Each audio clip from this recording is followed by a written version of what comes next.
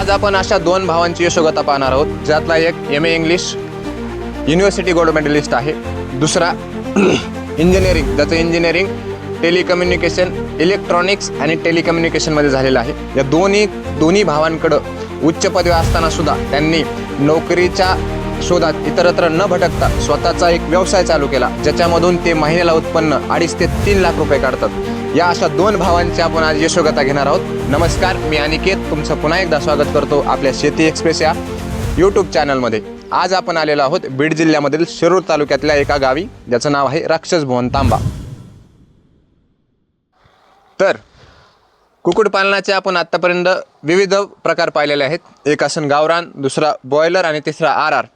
आज आपण जिथं आलेलो आहोत तिथलं जे कुक्कुटपालन आहे ते आहे लेअर फार्मिंग. तर या लेअर फार्मिंगबद्दल आपण आज पूर्ण माहिती जाणून घेणार आहोत. त्या नवीन जो आपला उद्योजक आहे त्याची आपण मुलाखत घेणार आहोत आणि त्याची मुलाखत घेत असताना झिरोपासून म्हणजे अगदी पहिल्यापासून ते शेवटपर्यंत सगळ्या गोष्टीची माहिती आपण त्याच्याकडून घेणार आहोत. तर हा आपला आहे नवउद्योजक. दादा नमस्कार. नमस्कार. नाव सांग आपलं. मी स्वप्नील राजकुमार खोले, राहणार राक्षसभुवन तांबा, तालुका शिरूर कासार, जिल्हा बीड. आमच्या शेती एक्सप्रेस यूट्यूब चॅनलवर तुझं स्वागत आहे. धन्यवाद. तर हे जे तू नवीन उद्योग चालू केलेला आहे, तुम्ही दोन भावांना मिळून हा उद्योग चालू केलेला आहे, ह्या उद्योगाबद्दल आम्हाला पूर्ण माहिती हवी आहे. बरोबर. तर पहिल्यांदा आपण दाखवूया या शेडची आम्हाला तुम्ही लांबी रुंदी सांगा. शेडची साईज आहे 35 बाय 85 फूट. 35 बाय 85. आता सर्वात महत्त्वाचा पहिला प्रश्न आमचा तुम्हाला हा आहे की जसं मी इंट्रोत सांगितल्याप्रमाणे दोन्ही भाऊ उच्च शिक्षित आहेत. चांगल्या पगाराची नोकरी मिळवून ते बाहेरगावी गेले असते किंवा चांगल्या प्रकारची नोकरी मिळवून एक वेगळ्या प्रकारचं जीवन जगू शकले असते, परंतु तुम्ही ते न जगता या व्यवसायाकडे का वळाला? त्याचं कारण असं आहे की आपण कोणत्या पण पदावर नोकरी केली तर शेवटी आपण कोणाचे ना कोणाचे चाकर म्हणून काम करतो, कामगार म्हणून काम करतो. बरोबर.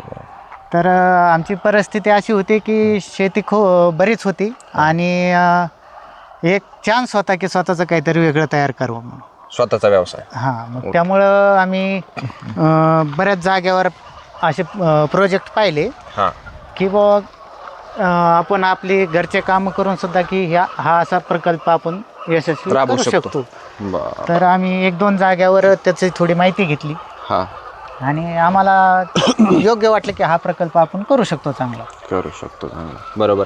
आता मित्रांनो सांगितल्याप्रमाणे कोणताही व्यवसाय असो किंवा उद्योग असो, त्याच्याकडे व्यवसाय असो किंवा उद्योग असो, तो चालू करण्याच्या पहिलं त्या व्यवसायाची, त्या उद्योगाची पूर्व माहिती घेणं गरजेचं आहे. ती माहिती घेतल्याच्या नंतरच म्हणजे तुम्ही काय करू शकता, त्या उद्योगातला जो प्रॉफिट आणि लॉस असतो तो मेंटेन करू शकता. बरोबर. त्याची तुम्ही पहिल्यांदा माहिती घेतली आणि माहिती घेतल्यानंतर मग तुमचं पहिलं पाऊल काय होतं? आमचं पहिलं पाऊल, आम्ही माहिती घेतल्यानंतर आम्ही फक्त प्रॉफिटचाच विचार नाही केला किंवा प्रॉफिटचाच माहिती नाही घेतली. आम्ही ह्या प्रोजेक्टमध्ये लॉस पण होतो, किती होतो, कसा होतो, कोणत्या कारणामुळे होतो याचा पण अभ्यास केला की ती गोष्ट आपल्याकडून होता कामा नये. ज्या गोष्टीमुळे लॉस होतो ती गोष्ट आपण कोणती गोष्ट टाळायला पाहिजे. मग तशा माझा प्रश्न असा आहे की आता इतर ज्या पाठीमागच्या 3-4 वर्षामध्ये फीड चालू झालेला आहे की गावरान करायला पाहिजे, कोणी म्हणतं बॉयलर करायला पाहिजे. तुम्ही त्या गावरान, बॉयलर, RR याकडे न वळता या फार्मिंगकडे तुम्ही का वळाला? त्याचं कारण असं आहे की बॉयलर, गावरान हे पूर्वीपासून समजा आपल्या परिसरात आहेत, काहीतरी नवीन करायचं जे आपल्या भागात नाहीये है ना, ज्याला मागणी आहे. आता चिकन बाहेरून सुद्धा येऊ शकतो. गावरान कोंबड्या ज्या आपल्याकडे अवेलेबल आहेत खेडेपाड्यात, आपल्याकडे अवेलेबल जास्त गोष्ट कोणती नाही तर आपल्या म्हणजे जवळपास तयार होणारे अंडे जे बाहेरून येतात आपल्याकडे, दुसऱ्या राज्यातून म्हणा, दुसऱ्या जिल्ह्यातून म्हणा. मग या प्रोजेक्टचा मुख्य उद्देश हा आहे की अंडी बरोबर अंडे निघतात आणि दिवसाला अंडे निघतात. प्रत्येक दिवशी अंडं तयार होत आहे. आणि मग मला एक सांगायचं की आपल्याकडे आता सध्या किती क्वांटिटी आहे, किती कोंबड्या आहेत? आपल्याकडे सध्या आहेत 3200 म्हणजे 3200 कोंबड्या आहेत. 3200 कोंबड्या आपल्याकडे सध्या आहेत. आणि त्या 3200 कोंबड्याच्या आज अंडी किती निघतात एका दिवसाला? 3100 ते 3100 कन्फर्म धरून, म्हणजे फक्त 100 मायनस. फक्त 100 कोंबड्या अंडे देत नाहीत. बरोबर. तर चला आपण वरती जाऊ, शेडमध्ये कसं व्यवस्थापन आहे याची पूर्ण माहिती घेऊ.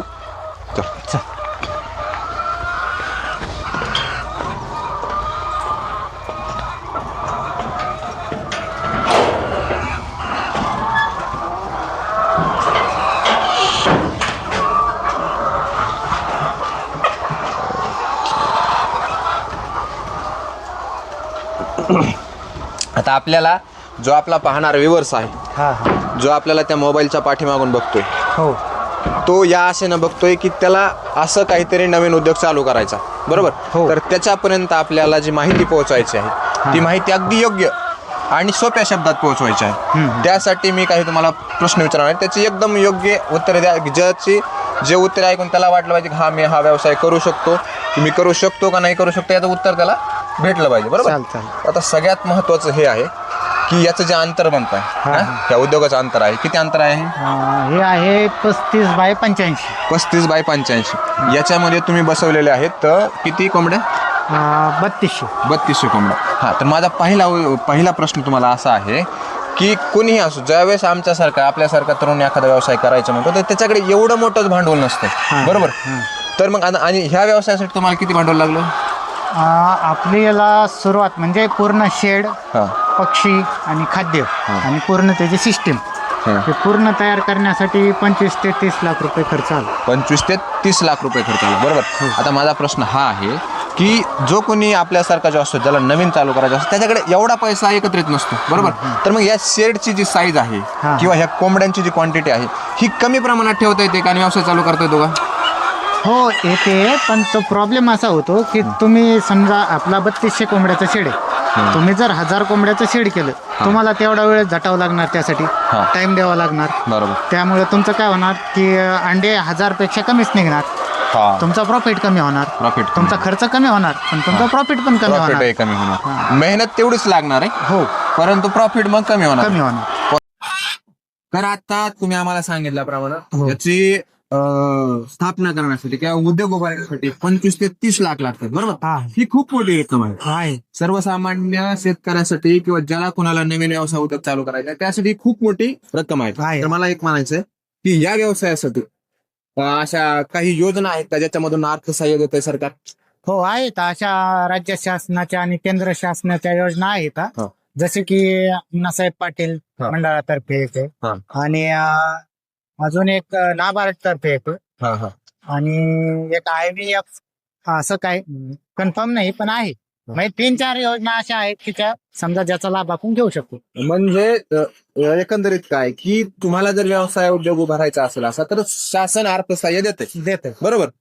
तर चला मग आपण आपल्या पुन्हा विषयाकडे येऊ की आता आम्हाला एक सांगा, तुम्ही मगाशी म्हटल्याप्रमाणे तुम्ही हे 3200 पक्ष तुमच्याकडे सध्या आहेत, हो बरोबर. 3200 पक्ष. मग तुम्ही हे आणता वेळेस आता ह्या सगळ्यात महत्त्वाचं तुम्हाला हे सांगायचं आहे, इथं तुम्ही पाहताय ही जी फार्मिंग आहे याला लेअर फार्मिंग म्हणतात, आणि याचा मुख्य उद्देश काय आहे? तिचा मुख्य उद्देश अंडे उत्पादनाचा आहे, अंडे उत्पादन, बरोबर. हो, ही कटिंगचा याचा मुख्य उद्देश नाही, बरोबर का. तर मग मला हे म्हणायचं आहे की तुम्ही ह्या ज्या कोंबड्या आणताय ह्या आणता वेळेस तुम्ही डायरेक्ट कोंबडी घेऊन येताय मोठी झालेली की लहान पिल्ली घेऊन येताय? आता कोंबड्यांचा असं आहे, आपला हा दुसरा लॉट आहे आणि पहिल्या लॉटला आपल्याला समजा माहिती नव्हती जास्त, है ना. तर त्यावेळेस आपण काय केलं, डायरेक्ट कंपनी मार्फत पक्षी आणला मोठा. किती वजनाचा आणला? तो वजनावर साधारणतः 1 किलोच्या आसपास होता ज्यावेळेस तुम्ही आणला त्यावेळेस. आणि तो 3 महिन्याचा होता. तर 3 महिन्याच्या नंतर पक्षी आपण आणल्यानंतर ते तो पुढे 1 महिन्याने अंडे चालू होतात. आणि त्यातली दुसरी पद्धत अशी की आपण तोच पक्षी ज्यावेळेस म्हणजे छोटे पिल्ले आणून तोच पक्षी मोठे तयार करू शकतो आपण स्वतःच. बर, म्हणजे काय की हे तुमचा दुसरा स्लॉट आहे. पहिल्या स्लॉट मध्ये तुम्ही काय केलं, तुम्हाला पूर्ण व्यवसायाची माहिती नव्हती, तुम्ही शिकतच होता. तुम्ही पहिल्या वेळेस आणला मोठा पक्षी बरोबर. 3 महिन्याचा असताना आणला, हो, आणि 4थ्या महिन्यापासून त्यांना अंडे द्यायला चालू केले. आता दुसरी गोष्ट अशी की हा पक्षी किती दिवस अंडे देतो? या पक्षाचं अंडे देण्याची क्षमता साधारणतः 18 महिने आहे. 18 महिने असून तरी आपण समजा पूर्ण कंपनी जे सांगते त्याच्यावर विश्वास न ठेवता एखादा महिना कमी करायचा, म्हणजे 16 ते 17 महिने कन्फर्म अंडे देतो.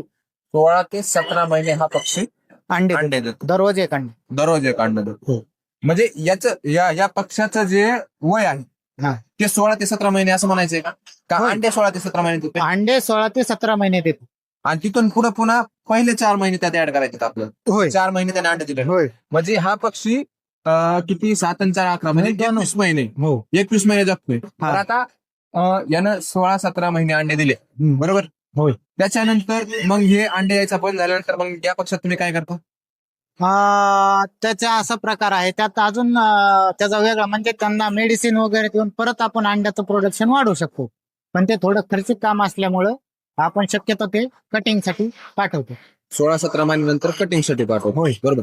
आता मला हे म्हणायचं आहे हा. की आपण गृहीत धरू की तुम्ही 3 महिन्याचा पक्षी आणलाय. हा. बरोबर. ते तुम्हाला 16 ते 17 महिने अंडे देणार आहे, म्हणजे हो. उत्पन्न देणार आहे अंड्याचं. होय. तर मग तुम्ही ते 16 ते 17 महिने त्याला सांभाळत असताना त्याला एका पक्षाप्रती किती खर्च येतो? एका अंड्याला दररोज एक अंड तयार होण्यासाठी आपल्याला 3.5 ते 4 रुपये खर्च होतो. 3.5 ते 4 रुपये खर्च येतो जर आपण कंपनीचं खाद्य वापरले तर. कंपनीच्या खाद्यावर. आणि जर आपण स्वतः तयार केलं तर 3 ते 3.5 रुपयापर्यंत खर्च होतो. आपण मॅक्झिमम धरू 3.5 रुपये खर्च होय. एका अंड्यासाठी दररोजचा होतो. आपल्याला येतो. हो. आणि तुमचे एक अंडे किती रुपयाला जातं? तो अंड्याचा रेटचा असं आहे की तो केंद्र शासनाचा म्हणजे दररोज रेट बदलतो. बरं. त्या रेटनुसार आपल्याला रेट भेटतो. आणि मग ठीक आहे, केंद्र शासनाचा असेल किंवा आणखी कोणता रेट त्यानुसार आपल्याला चालायचंय. परंतु एक आपण मॅक्सिमम मिनिमम किती रुपये आपल्याला प्रॉफिट आहे एका अंड्याप्रती? मग एका अंड्याच्या मागे आपल्याला किमान 2 ते 2.5 रुपये राहतात.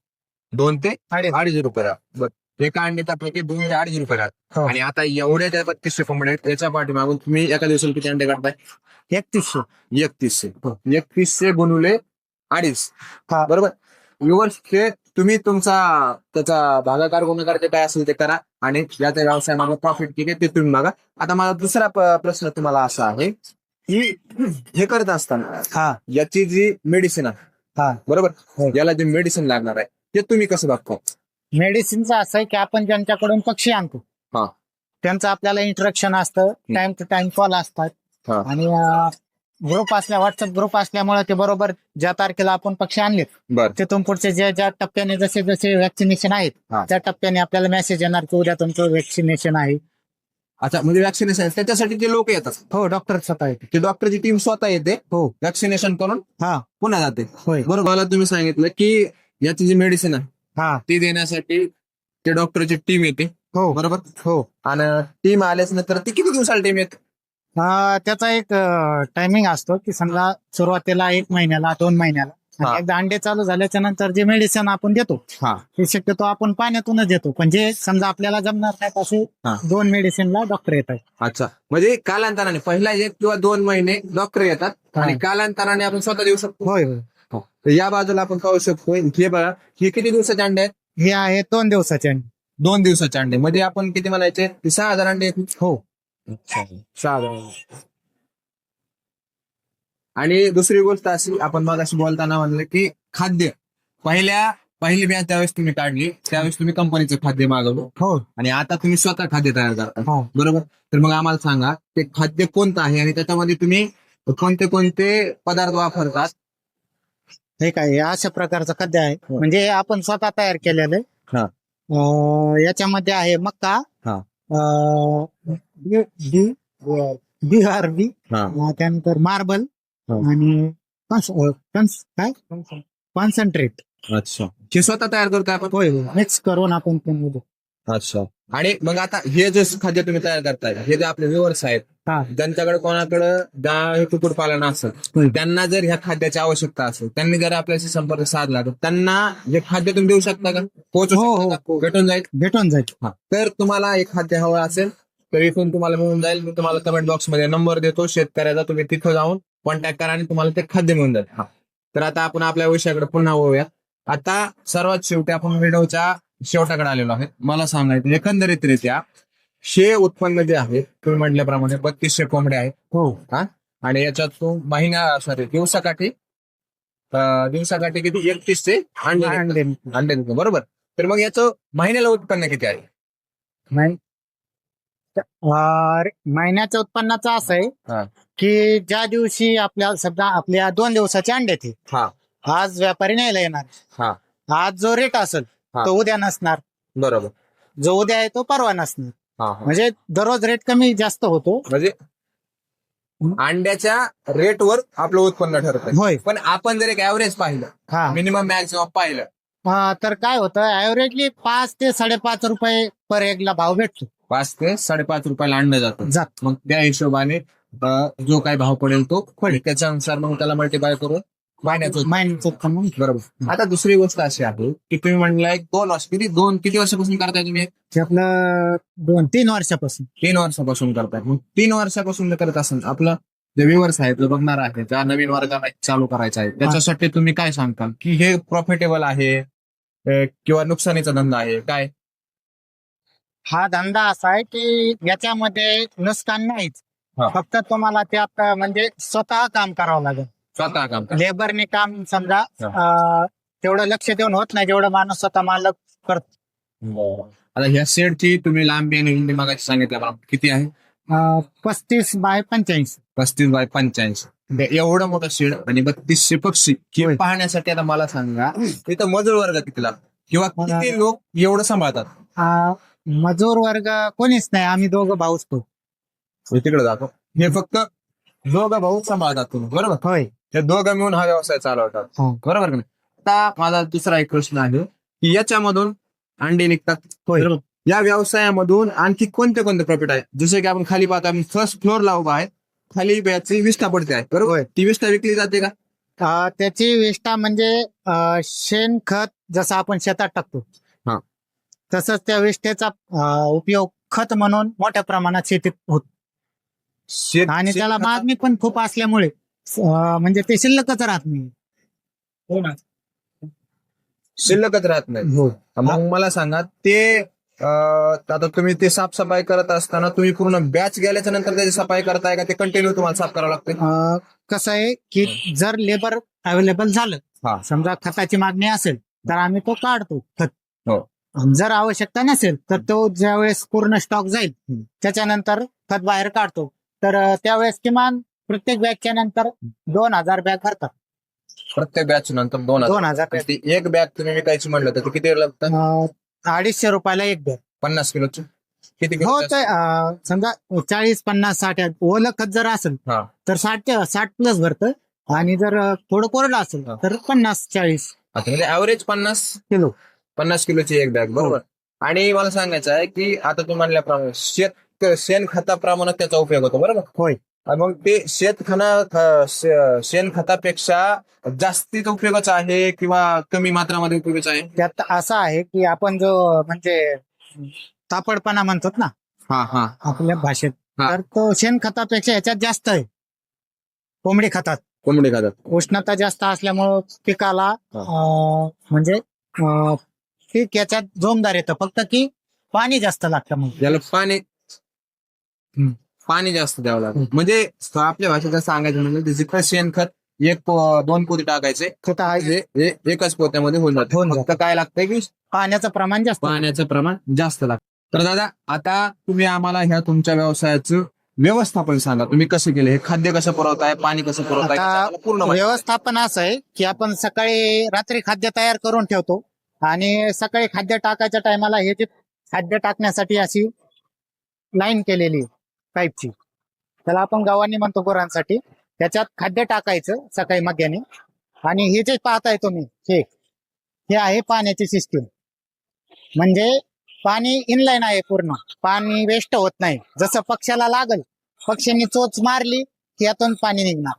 म्हणजे याच्यातून काय होतं की पाणी बचत होतं आणि सेपरेट पाण्यासाठी माणूस हे होत नाही. आणि हे जे खाद्य आहे आपण सकाळी आज सकाळी खाद्य टाकलेलं आहे 7 वाजता. आता दिवसभर यातलं खाद्य त्या खातील. आणि ज्यावेळेस अंड्याचा टाइम येतो त्यावेळेस अंड कोंबडी त्या पिंजऱ्यामध्ये देते. एका पिंजऱ्यात 5 कोंबड्या. तिथं आतमध्ये अंड दिल्यानंतर ते या जाळीमध्ये येतं अशा प्रकारे.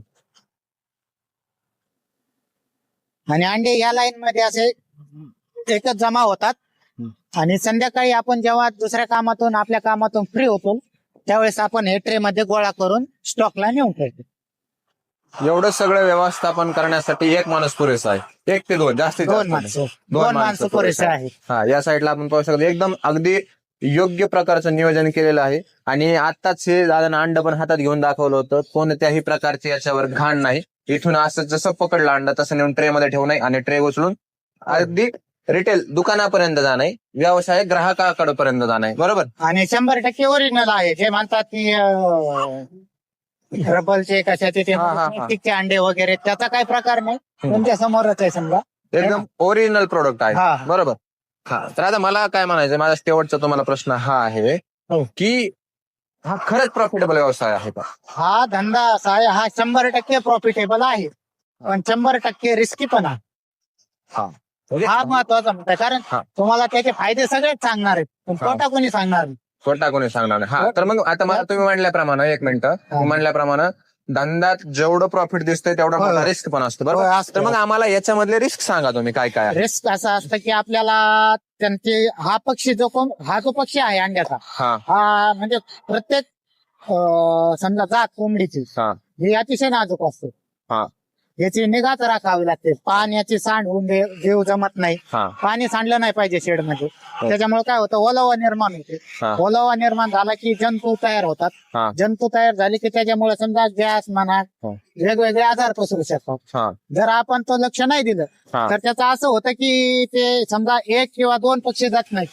हा हा हा ते शेकडोच्या मापात समजा पक्षी वन टाइम डेड होऊ शकतात. कुक्कुट पालनामधला सर्वात मोठा प्रॉब्लेम मला वाटतं हाच आहे की जेव्हा कवा रोगराई येईल हो. त्यावेळेस फक्त एका पक्षाला इफेक्ट न होता पूर्ण शेड शेकडो पक्षी किंवा पूर्णच्या पूर्ण शेड खतम होऊन जात आहे, बरोबर? होय. याच्यासाठी ती रेगा राखण्याचं गरजेचं आहे. आणि दररोज आपल्या शेड मध्ये आपल्या 2-3 चक्रा कंटिन्यू पाहिजेत. एखादा पक्षी गळालेला आहे का, त्याला हा. काय लक्षण दिसतंय, किंवा तो हात का नाहीये. बरोबर. मग आता मला सांगा, हे एखादा पक्षी आजारी आहे, होय होय. बरोबर, तर हे कसं ओळखायचं? आता एवढी मोठी क्वांटिटी आहे इथं, आपल्याकडे 3-3.5 हजार पक्षी आहे म्हणताय, मग तो एक पक्षी कसा ओळखायचा? ते आता आपण आपल्या माणसांचं कसं आहे की आपल्या समजा थोडा आपण आजारी असलो, आपण काय करतो, थोडा आराम म्हणून कुठतरी बसतो, बरोबर. झोपत. हा. तसंच पक्ष्याच्या बाबतीत आहे. हा. आता एखाद्या कोंबडीचं दुखतंय हा. तर ती काय करणार, अशी ऍक्टिव्हली पुढे येऊन खाणार नाही. हा ती काय करणार, त्याच कप्प्यातल्या एका कोपऱ्यात कुठतरी शांत बसणार, हा हा है ना. बरोबर. आणि ती दुखतंय म्हणजे तिने 1-2 दिवस अगोदर काही खाल्लं नसेल, हा ते जास्त वीक झालेली कोंबडी आपल्याला नजरेत पडते. नजरेत पडते. मग त्यावेळी ज्यावेळेस आपल्याला वाटेल की बाबा ही कोंबडी अशी शांत बसलेली एका जागेवर, हा तिला आपण पिंजऱ्यातून बाहेर काढतो, हा मेडिसिन देतो आणि सेपरेट लाईनला नेऊन टाकतो जोपर्यंत ते रिकव्हर होत नाही. रिकव्हर होत नाही बघा. बरं, ठीक आहे. आता माझं दुसरं असं म्हणणं आहे की 3-3.5 जी क्वांटिटी सांगितली तुम्ही, होय. बरोबर, आपण त्यांना वेळेवर मेडिसिन देतोय, आपण सगळ्या गोष्टी अगदी योग्य प्रमाणात करतोय, बरोबर. हा हा. तर ह्या करत असतानाही याच्यामध्ये मरण्याचं प्रमाण किती आहे? मरतात का कोंबड्या? कसं आहे की कंपनीचाच एक रेशो ठरलेला आहे की तुमचे समजा 2% मरतील, 3% पक्षी मरतील, 5% मरतील, हा. तर जास्तीत जास्त 10% मरतील. हा पण आपण जर स्वतः त्याची निगा राखली, हा म्हणजे लेबरकडे जास्त न हे करता, हा लेबरच्या भरोसा न राहता न राहता, हा. तर आपलं 2-3% पुढं होऊ शकत नाही. 2-3% पुढे पक्षी मरू शकत नाही, नाही. बरोबर. तर आपण आता व्हिडिओच्या शेवटी आलेलो आहोत. मला हे सांगा तुम्ही की आता तुम्ही सांगितल्याप्रमाणे हा व्यवसाय पूर्णपणे प्रॉफिटेबल आहे. होय आहे. जो नवीन बघणारा आपला वर्ग आहे त्यांना हा व्यवसाय करायला काहीच हरकत काहीच हरकत नाही आहे. सुरुवातीला थोडा खर्च जास्त आहे, हा खर्च जास्त आहे, पण तुम्हाला त्यातून दररोज प्रॉफिट दररोजची दररोज भेटणार आहे. लेअर फार्मिंग, आमचा लेअर फार्मिंगचा व्हिडिओ बनवण्याचा उद्देशच तो होता की दुसरे जे आपल्या कुक्कुटपालनाच्या हे आहेत, जे दुसरे योजना आहेत, त्याच्यामध्ये काय होतंय, तुम्हाला मला वाटतंय 45 दिवस होय, असेल, होय. पुन्हा 90 दिवस असेल, तेवढं थांबून त्या प्रॉफिटची तुम्हाला वेट करावं लागतं. Yes. पण इथं काय आहे, डेलीच्या डेली अंडे निघतात, म्हणजे तुम्हाला दररोज पैसा दिसतोय, बरोबर का नाही? बरोबर. दररोज पैसा दिसतोय, आणि ज्यावेळेस तुम्हाला दररोज पैसा दिसणार आहे, तुम्हाला तुम्ही तेवढ्याच जोमानं मेहनती करणार आहे, बरोबर आहे. बरोबर. हा तर मग आजचे जे व्ह्युअर्स आहेत तिथले आजूबाजूचे किंवा महाराष्ट्रभरून जो कोणी आपल्याला एक युवा वर्ग पाहत आहे, ज्याला हे चालू करायचं आहे, हा. मग त्याला जर काही अतिरिक्त माहिती लागली, होय. बरोबर, हा. त्याला जर काही अतिरिक्त माहिती लागली तर मग त्याच्यापर्यंत आपण माहिती पोहोचण्याचा प्रयत्न करणार आहोत. त्याच्यासाठी काय करा, तुम्ही तुमचा ऍड्रेस पुन्हा एकदा सांगा. मी कमेंट बॉक्स मध्ये तुम्हाला नंबर देणार आहे. तुम्हाला जर याच्यापेक्षा दुसरं म्हणजे पैसा किती लागतोय असेल किंवा कुठून Detail माहिती बनवायचं असेल, काय असेल, याची पूर्ण माहिती हवी असेल तर तुम्ही यांच्याशी संपर्क करू शकता. पुन्हा एकदा आपला ऍड्रेस सांगून द्या. माझं नाव स्वप्नील राजकुमार खोले, राहणार राक्षस भवन तांबा, तालुका शिरूर, कासार, जिल्हा बीड. ओके. नंबर तर कमेंट मध्ये, नंबर आपण कमेंट मध्ये टाकून देऊ. व्हिडिओ तुम्हाला कसा वाटला ते आम्हाला कमेंट बॉक्स मध्ये सांगा. व्हिडिओ आवडल्यास लाईक, शेअर आणि सबस्क्राईब करा. धन्यवाद. धन्यवाद.